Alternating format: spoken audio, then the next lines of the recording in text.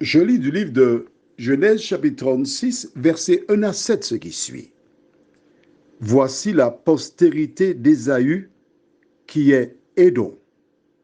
Ésaü prit ses femmes parmi les filles de Canaan. Ada, fille d'Élon, le Héthien. Oholibama, fille d'Anna, fille de Sibéon, le Hévien. Et Basma, fille d'Ismaël, sœur de Nébajot. Ada enfanta à Ésaü Éliphaz, Basma enfanta Réuel, et Oholibama enfanta Jérouche, Jaélam et Coré. Ce sont là les fils d'Ésaü qui lui naquirent dans le pays de Canaan. Ésaü prit ses femmes, ses fils et ses filles, toutes les personnes de la maison, ses troupeaux, tout son bétail et tout le bien qu'il avait acquis au pays de Canaan, et il s'en alla dans un autre pays, loin de Jacob, son frère, car leur richesse était trop considérable pour qu'ils demeurassent ensemble. Et la contrée où ils séjournaient ne pouvait plus leur suffire à cause de leurs troupeaux. Ésaü s'établit dans la montagne de Séhir. Ésaü, c'est Édom. Prions. J'ai lu jusqu'au verset 8, mais on s'arrête jusqu'au verset 7. Prions. Seigneur, notre thème, c'est séparation. Nous te bénissons, Éternel. Nous te louons, nous t'exaltons. Car tu fais toujours de grandes choses pour tes enfants. Nous revoyons, Seigneur, Ésaü qui voulait être riche.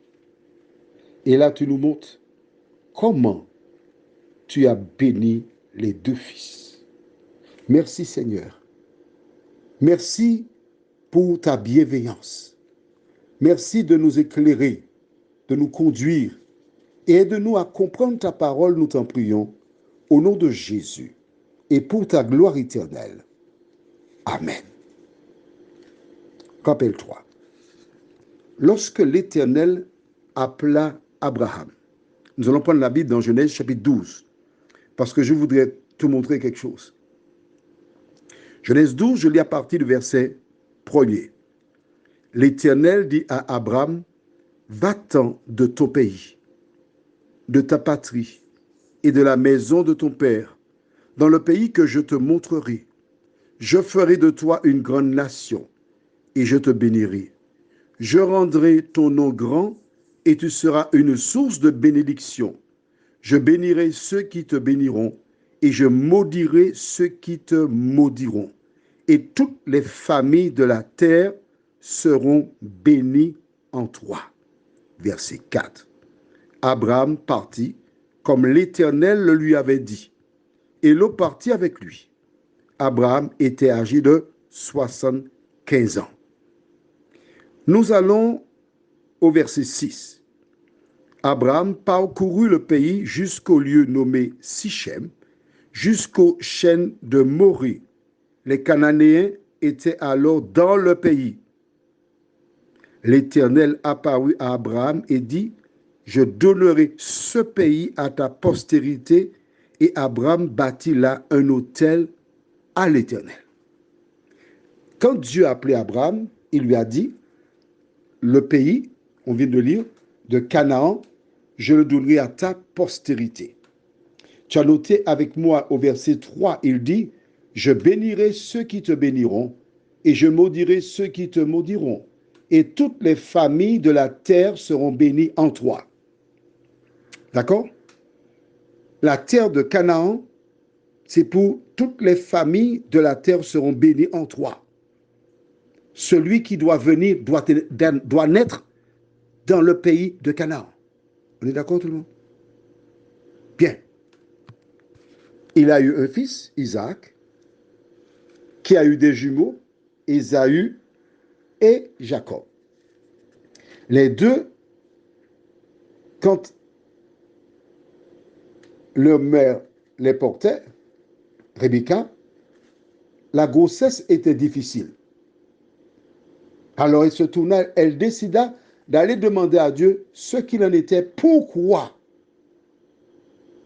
y a-t-il tant de souffrance? Parce qu'elle était enceinte et ce n'était pas évident. On va prendre la Bible et on lit dans Genèse 25, au verset 23. Et l'Éternel lui dit, deux nations sont dans ton ventre, et deux peuples se sépareront au sortir de tes entrailles. Un de ces peuples sera plus fort que l'autre, et le plus grand sera assujetti au plus petit. D'accord? Dieu dit, deux peuples sortiront, se sépareront au sortir de tes entrailles. Alors, il n'était pas encore né que Dieu avait déjà annoncé qu'il y avait deux peuples dans le sein de Rebecca. Et que le plus jeune allait assujettir le plus grand. Quand nous regardons maintenant au chapitre 36, la Bible nous dit, contrairement à ce qu'on pensait, qu'Ésaü était aussi riche que Jacob, mais Ésaü s'en alla et laissa la terre de Canaan pour Jacob. Dis-moi pourquoi. Parce que c'était la prophétie. Dieu avait dit à Abraham, on l'a lu tout à l'heure, dans Genèse, chapitre 12. Tu as oublié? Mais non. Tu vas relire tranquillement sans moi. D'accord? Dieu avait déjà dit à Abraham que toutes les familles de la terre seraient bénies en toi. Et il faisait allusion à la terre de Canaan. Voilà donc pourquoi Ésaü a laissé la terre pour Jacob. Notre Dieu ne se trompe jamais. Prions. Seigneur, qu'est-ce que c'est magnifique. Nous prenons le temps pour étudier la parole. Et nous voyons que ce que tu déclares se réalise.